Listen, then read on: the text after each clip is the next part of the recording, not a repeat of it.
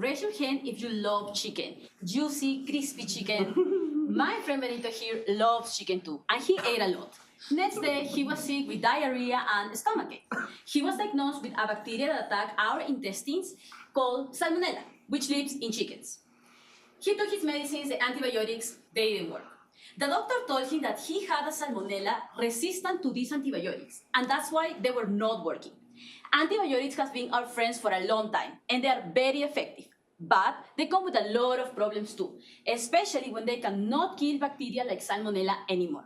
Annually, around 5 million people die because they get infected with bacteria that no longer respond to antibiotics. The problem is that most efforts and money are directed into creating stronger antibiotics to kill this bacteria.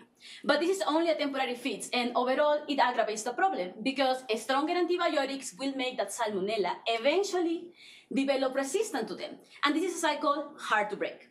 Therefore, my research focuses into finding treatments different than antibiotics to fight these bacterial infections and to avoid our friend Benito becoming a sad statistic.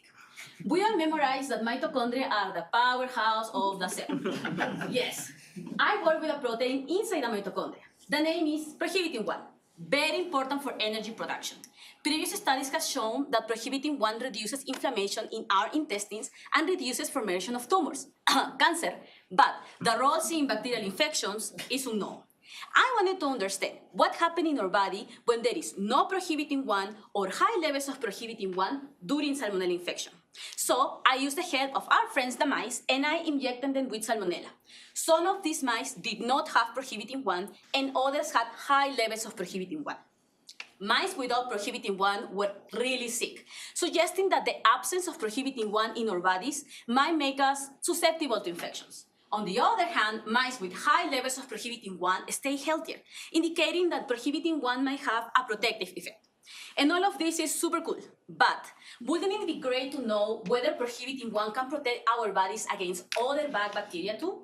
So, out of curiosity, I decided to test Escherichia coli LF82, a really bad pathogen that attacks your intestines, and I obtained similar results, which confirm that prohibitin 1 has a protective effect in our bodies. And this is great because it makes prohibitin 1 a great candidate to treat bacterial infections without using antibiotics. And on top of that, help avoid bacteria acquire resistance to these antibiotics. Happily, there is a cure for Benito, so he can keep eating all the chicken he wants without any concern. Thank you.